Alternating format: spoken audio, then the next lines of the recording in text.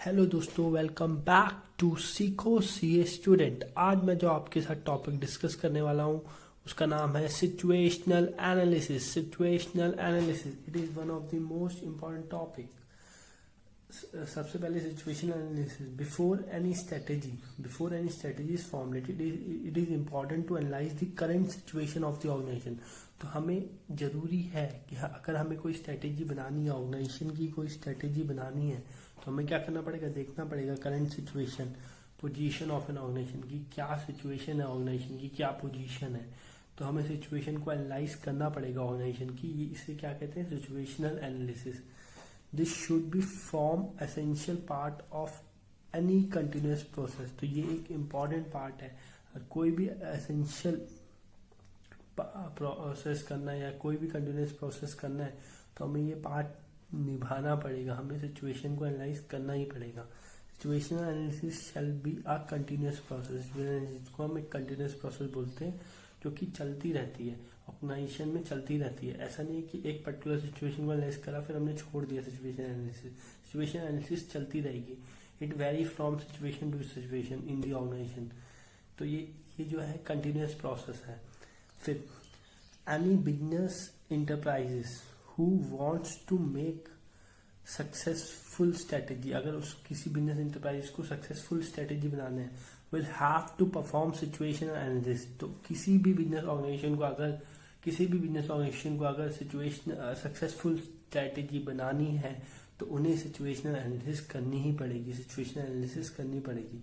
The major basis of situational analysis is macro environmental factors. Macro environmental factors जो कि होते हैं हमारे पेस्टले मतलब political, economical, social, technological, environmental और लीगल। पेस्टले एनालिसिस आपने सुना होगा। पेस्टले एनालिसिस ये भी सिचुएशनल एनालिसिस का ही एक टूल है। पेस्टले एनालिसिस, ठीक है, याद रखना पेस्टले। फिर macro environment factors like population, demography, economic analysis, social value, lifestyle, government rules and regulation, technological factors, ये हमारे होते हैं मैक्रो इन्वायरमेंटल फैक्टर्स। फिर आती है situational analysis. Situational analysis can B a starting point of thinking strategically about the company situation in choosing a strategy। तो हम strategically think करेंगे फॉर चूजिंग अ स्ट्रेटेजी। अगर एक पर्टिकुलर सिचुएशन में, कोई भी कंपनी की एक सिचुएशन है तो उसमें हमने कौन सी स्ट्रेटेजी अपनानी है। तो अगर हम ऐसे सिचुएशन को एनालाइज कर रहे हैं और चूज करें स्ट्रेटेजी को, तो हम इस एनालिसिस को क्या बोल सकते हैं, सिचुएशन एनालिसिस। सिचुएशन एनालिसिस क्या होता है, स्टडी, किसी चीज की स्टडी करना, टू स्टडी समथिंग। तो मैं बोल सकता हूँ आप to analyse something, to study something analysis कहलाया जाता है।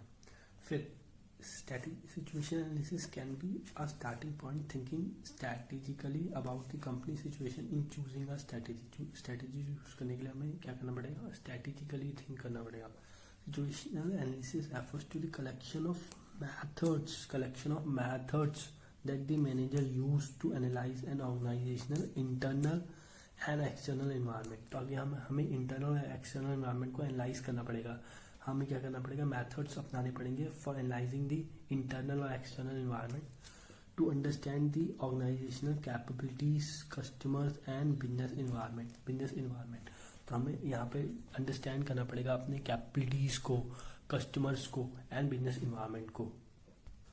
फिर आता है situational analysis look at both macro environment factors that effect many firms with in the environment. तो जो बिजनेस इन्वायरमेंट के अंदर जो फर्म्स आती है उनको इफेक्ट करते हैं माइक्रो इन्वायरमेंटल फैक्टर्स। फिर मैक्रो इन्वायरमेंटल फैक्टर्स क्या होते हैं, that specifically effect the firms, जो स्पेसिफिकली फर्म्स को इफेक्ट करे, एक पर्टिकुलर फर्म को इफेक्ट करे, उसको बोलते हैं माइक्रो इन्वायरमेंट। और मैक्रो इन्वायरमेंटल फैक्टर्स क्या होते हैं, जो सारी फर्म्स को इफेक्ट करे, एक से ज्यादा फर्म्स को इफेक्ट करे, उसको बोलते हैं मैक्रो इन्वायरमेंटल फैक्टर्स। तो इन दोनों फैक्टर्स का हमें एनालाइज करना पड़ता है सिचुएशन एनालिसिस में। The purpose of situation analysis is to indicate to a company about the organizational and product position, क्या हमारी ऑर्गेनाइजेशनल पोजीशन है, क्या प्रोडक्ट पोजीशन है, as well as the overall survival of the business within the environment. तो within the business environment survival सर्वाइवल कैसा रहेगा business के अंदर, हमारा सर्वाइवल कैसा रहेगा बिजनेस के अंदर, इसका एनालिसिस करना क्या कहलाता है, सिचुएशनल एनालिसिस। सिचुएशनल एनालिसिस, अब मैं आपके साथ कुछ फैक्टर्स डिस्कस कर रहा हूँ जो कि इंपॉर्टेंट है for situational analysis. The factors must be address carefully, this factors must be address carefully. पहला है आपका environmental factors, what external and internal environment factors are affecting business enterprises in favorable or unfavorable way। तो हमें देखना चाहिए external factors और internal factors, कौन कौन से एक्सटर्नल फैक्टर्स, कौन कौन से इंटरनल फैक्टर्स बिजनेस एनवायरनमेंट को इफेक्ट कर रहे हैं, बिजनेस इंटरप्राइज को इफेक्ट कर रहे हैं इन फेवरेबल वे और अनफेवरेबल वे। इट इंक्लूड्स, और इन्वायरमेंटल फैक्टर्स में क्या क्या चीज़ें आती है, इट इंक्लूड्स EPDS। EPDS मतलब E मतलब इकोनॉमिकल, P मतलब पॉलिटिकल, D मतलब डेमोग्राफिक, S मतलब sociological factors that influence the organisational performance. तो ऑर्गेनाइजेशन की परफॉर्मेंस को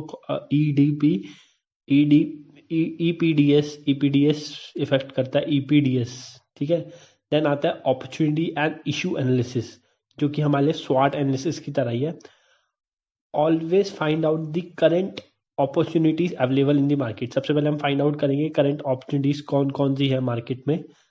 फिर हम फाइंड करते हैं main threats faced by the business which can result in loss in business or loss of profit, loss of market share etc। फिर हम देखते हैं strength that the business can rely on, कौन कौन सी स्ट्रेंथ है हमारी जिस पे हम विश्वास कर सकते हैं। एंड वीकनेस दैट में इफेक्ट द बिजनेस परफॉर्मेंस, कौन कौन सी वीकनेस है जो कि इफेक्ट करते हैं। तो इसमें हम क्या कर रहे हैं, एक तरह से स्वॉट एनालिसिस कर रहे हैं, अपनी देखने strength, weakness, opportunity, threat analyse कर रहे हैं। फिर उसके बाद आता है कॉम्पिटिटिव सिचुएशन। इसमें हम देखते हैं who are our competitors, how do they compare, मतलब कि वो अपने आप को हमसे कैसे कंपेयर करते हैं। फिर what are their competitive advantage, क्या क्या उनकी कॉम्पिटिटिव एडवांटेज। यहाँ पे हम देखते हैं हमारे कोर कॉम्पिटिटर कौन है, मतलब कि मेजर कॉम्पिटिटर कौन है और माइनर कॉम्पिटिटर कौन है। Analysing core and competitive environment like major और minor competitors. For example BSNL के लिए जो मेजर कॉम्पिटिटर्स होंगे वो होंगे Airtel, Jio, Idea, Vodafone are the major competitor for BSNL and MTNL, Aircel are the minor competitors. फिर आता है प्रोडक्ट सिचुएशन। फिर इसमें हम क्या करते हैं, प्रोडक्ट सिचुएशन में हम अपने करंट प्रोडक्ट को दो पार्ट्स में डिवाइड करते हैं, जो कि कोर प्रोडक्ट्स में डिवाइड करते हैं और सेकेंडरी और सपोर्टिंग प्रोडक्ट्स, जो कि बाय प्रोडक्ट्स होते हैं, और कोर प्रोडक्ट्स को मैं बोल सकता हूँ मेन प्रोडक्ट्स। फिर available number of products and dividing them in a core products. Example जैसे दे रखा है BSNL ने डिवाइड कर रखा है मोबाइल और ब्रॉडबैंड को। एंड फिर आता है आपका सेकेंडरी एंड सपोर्टिव प्रोडक्ट, जैसे कि BSNL के लैंडलाइन और BSNL के SIM, in order to provide more focus on the core product. तो हम जी सेकेंडरी प्रोडक्ट इसलिए लाते हैं मार्केट में ताकि हम ज़्यादा फोकस कर पाएँ अपने कोर प्रोडक्ट्स पे, मतलब कि ज़्यादा पब्लिक का, मतलब जो कस्टमर है उनका फोकस रहे हमारे मेजर प्रोडक्ट्स पे। एट लास्ट मैं कंक्लूड करना चाहूँगा कि situational analysis is important as it helps the entity in understanding its existing situation और position in terms of environmental opportunity or threat। it product situation and position of competitors की situation और positions को analyze करता है। it helps to analyze opportunity, threat, product situation of competitors।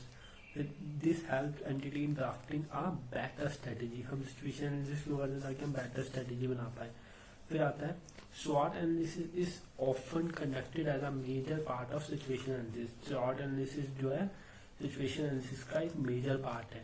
फिर उसके बाद आता है pestle analysis भी क्या है, situation analysis का एक part है। जैसे पोर्टल 5 forces मॉडल, ये भी क्या है, situation analysis के part है। नमस्ते बच्चा लोग,